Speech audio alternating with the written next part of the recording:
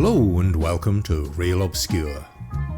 My name is Kevin H. Shaw, and in tonight's episode we'll experience terrors beyond count as the dead rise to consume the flesh of the living, where an ancient prophecy of doom will be fulfilled, and where a 25-year-old man plays the role of a 10-year-old boy, which, trust me, is more terrifying than any undead nightmare or deadly prediction.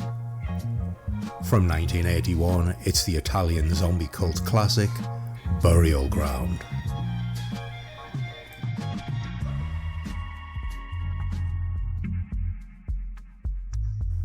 Burial Ground, aka Nights of Terror, aka Zombie Horror, aka The Zombie Dead, aka Burial Ground Nights of Terror, aka Zombie 3, was directed by Andrea Bianacci.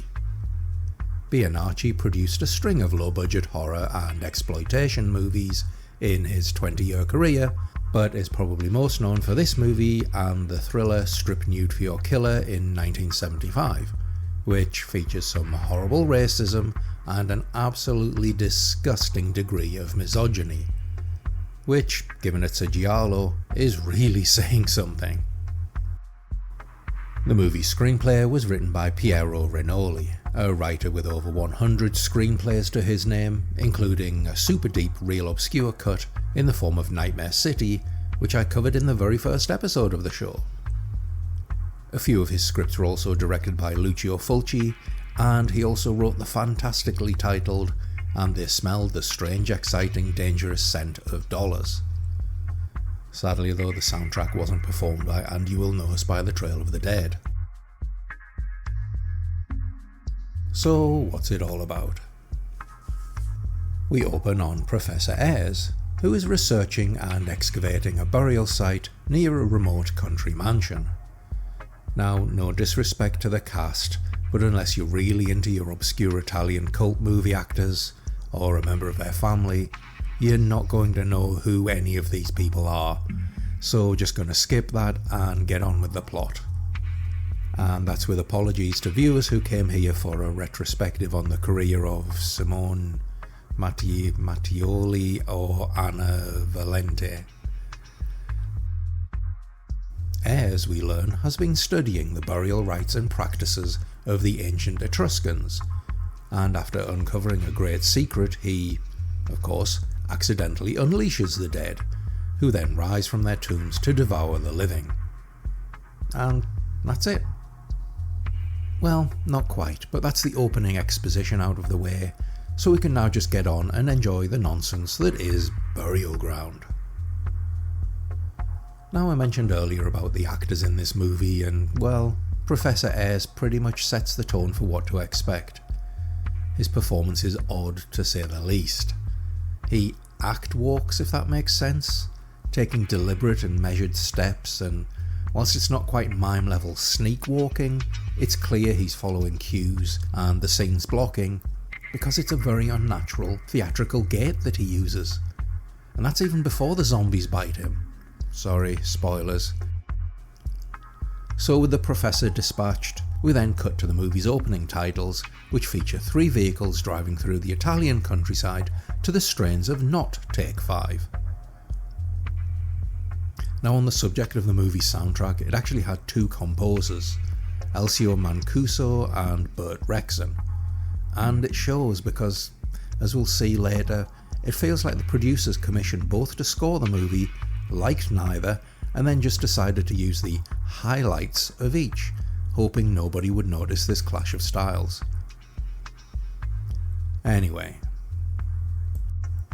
we're introduced to our protagonists, 3 couples, Leslie and James, Janet and Mark, and Evelyn and George, who are accompanied by their son Michael.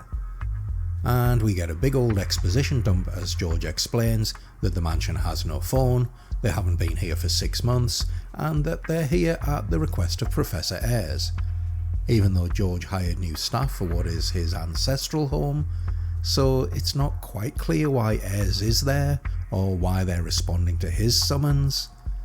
I don't know, maybe that's on me, and I apologise if I'm missing some of the salient points of Renoli's masterfully crafted meditation on the human condition. and so the couples arrive and are greeted by Kathleen and Nicholas, the aforementioned new staff, and after exchanging a few pleasantries, they all head inside to have sex. Leslie and James kick off their night with Leslie performing a saucy dance routine wearing some saucy lingerie. When James asks where she got it from, she replies that she found it in an old trunk and speculates that it belonged to a mistress of George's grandfather. Now, I don't know about you, but whenever I go to stay at a friend's house, the first thing I do is go rooting around for vintage and probably dusty underwear that belonged to my friend's grandparents. Or is that just me and this weirdo? Anyway, they laugh and then suggest that perhaps the old boy liked to wear it himself. Now, I'm sorry, but you do not get to kink shame somebody when you have a kink about wearing somebody else's feisty old underpants. Not cool.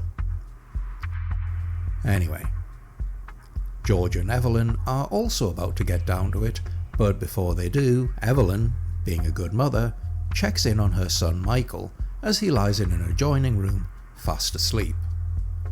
Or is he? Now, it's impossible to discuss Burial Ground without talking about Michael, played by an actor who is credited as Peter Bach, although his real name is the much more Italian Pietro Barzoccini.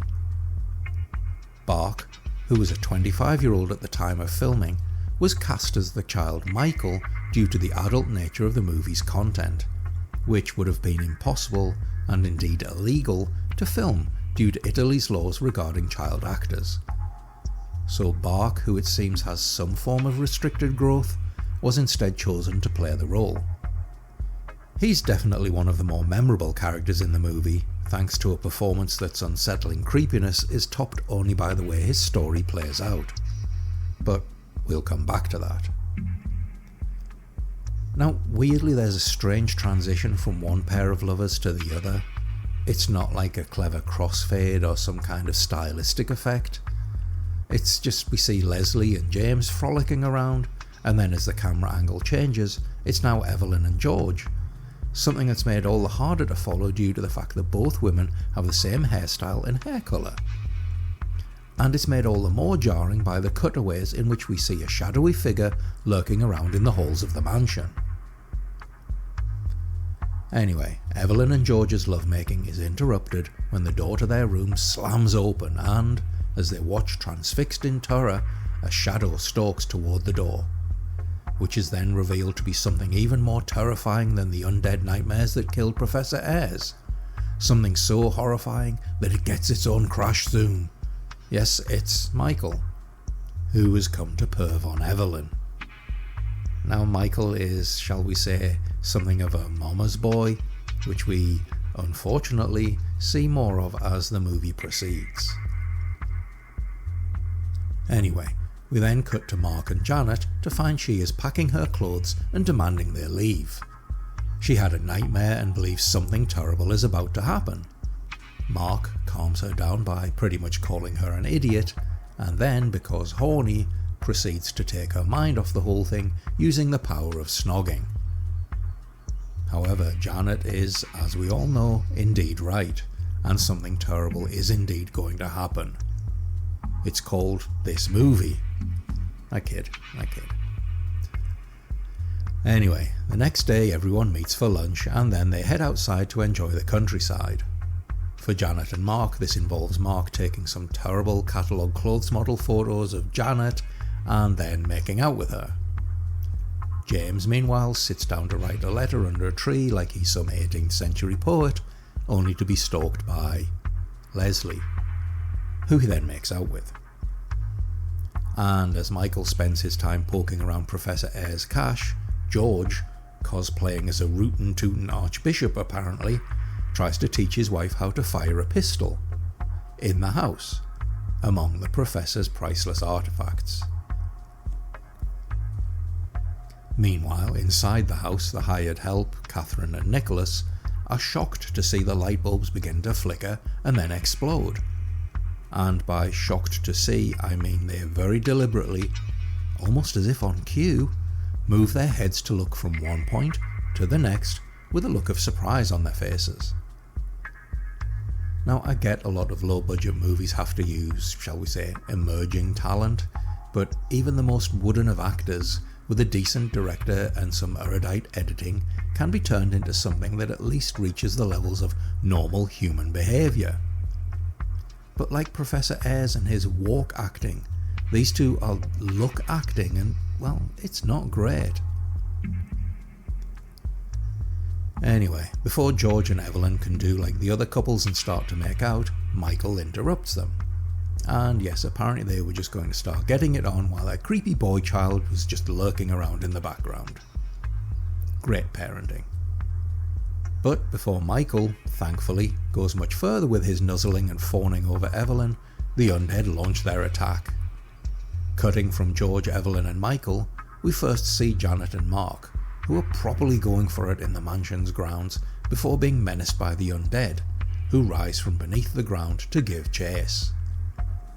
Now, although I will pull apart badly made movies, I'm also happy to give credit where it's due, and I have to say the director does a really good job with this first attack. He shot every sequence using handheld cameras, and as a result it has a genuinely threatening energy to it, almost being like a proto found footage shaky cam effect. It's particularly effective with the scenes of Janet and Mark running from the Undead, as the camera operator also runs with them, and it gives a real sense of urgency and danger.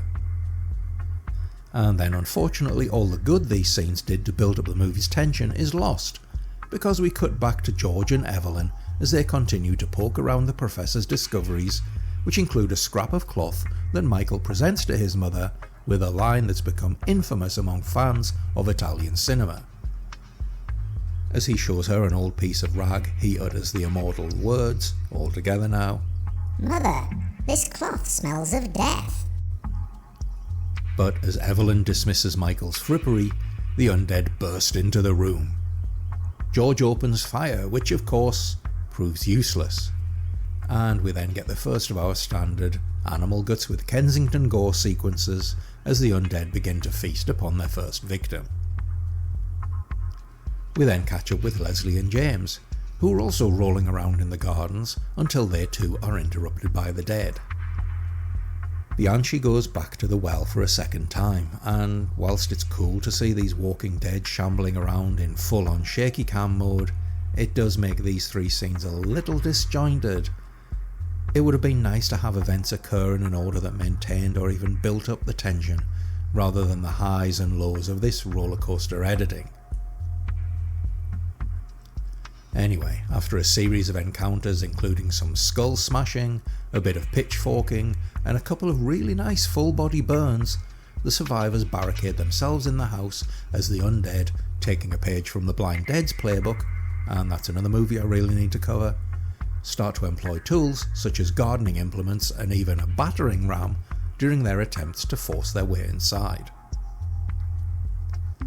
Along the way we get a creative kill involving a dead-shot zombie with a throwing knife, and a group of the Undead employing a scythe to dispatch one victim, a store-brand version of the famous eyeball scene from Fulci's Zombie 2, be sure to check out my earlier episode covering that classic, and a rather nonsensical moment where one victim has an arm pulled off and chewed upon, only to return as a zombie later, with their arm intact. I don't know, zombie magic or something. Now, if you've ever seen a zombie movie, and kudos to this movie for having a scene in which one character uses the dreaded Z word, you'll know how this plays out. The survivors, barricaded within the house, attempt to keep the Undead out, and of course fail miserably. But in this instance, and minor spoiler ahead, this happens when one of the characters, despite seeing these reanimated corpses feasting upon their friends, comes up with the genius idea that maybe the dead just want something inside the house, and so they should let them in. Which they all agree to do. It does not go well for them. Anyway, after a few more scripts and deaths, the movie ends with the last remaining survivors surrounded and attempting to fight their way out. Some stuff happens which I'm not going to detail, sorry fans of the spoiler zone, but I'm keeping this one relatively spoiler free. And we end with a caption that reads, "The earth shall tremble, graves shall open, they shall come among the living as messengers of death, and there shall be nights of terror." Yes, that's right, it says nights. Now this is accredited to the prophecy of the Black Spider, and on a side note, there was indeed a prophet named the Black Spider who, if you believe in such things, is claimed by his fans to have made a number of predictions that came true. But like all such divinations, it's very easy to ascribe meaning to them after the event. Show me a prophecy from the 17th century where someone says, "And lo, in the year 16 and 2000, Apple will remove the headphone jack on their phones with the release of the Series 7 models." And then maybe I'll start to listen. Anyway, Burial Ground is an oddity of a movie. The script is awful, although how much of that is down to bad translation is impossible to say. The acting is terrible, again though, is that the dub messing things up? And the plot, although a fairly standard zombie affair, does veer off into some very weird territory later, for better or worse.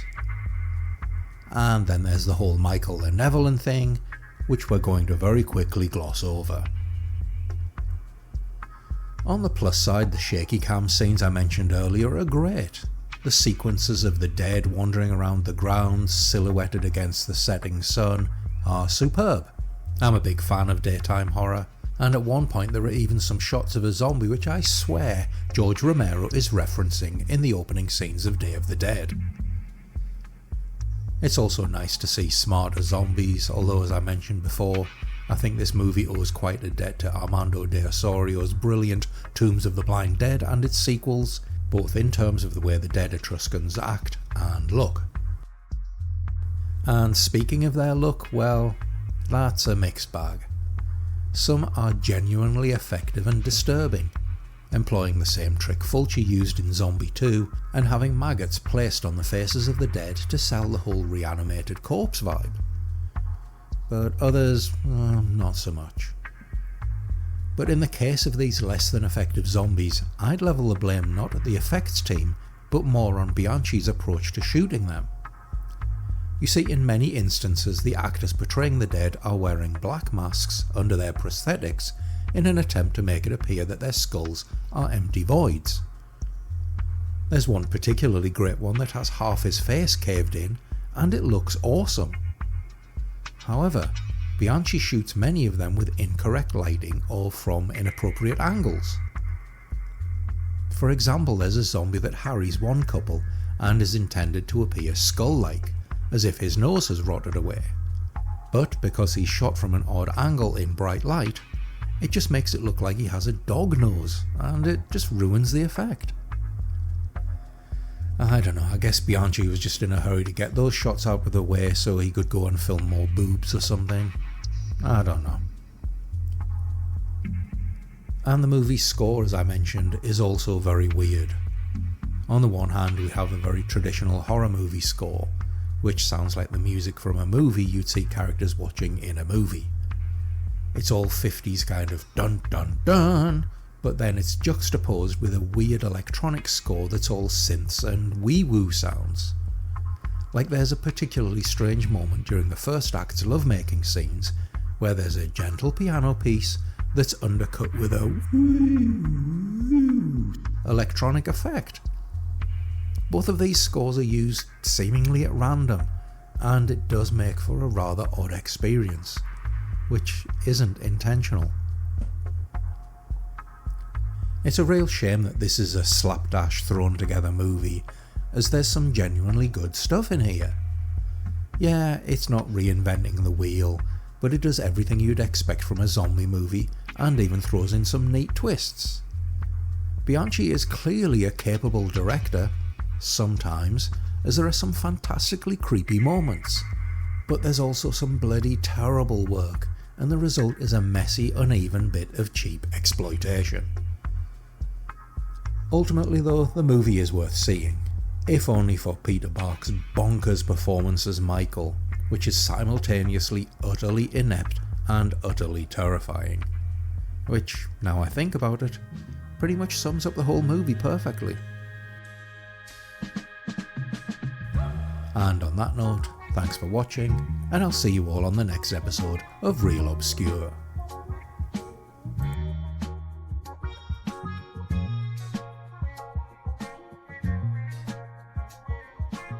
This episode of Real Obscure was written, produced and imbued with the smell of death by me, Kevin H. Shaw. If you enjoyed the show, then please like, share and subscribe. And don't forget to hit that notifications on option too, so you'll never miss another episode. If you really enjoyed the show, then please consider using the thank option under the video to lend your financial support to Real Obscure. You can share your comments below or email me at hellorealobscure@gmail.com or follow me over on Blue Sky, where you'll find me using the handle @RealObscurePod. Burial Ground is copyright 1981. All content here is used for educational and commentary purposes under Section 107 of the Copyright Act, Fair Use, and remains the property of the respective copyright holders. Presented here for the purposes of critique, commentary and discussion. No copyright infringement is intended, so please don't sue me or make me tuck Peter Bark into his bed for the night.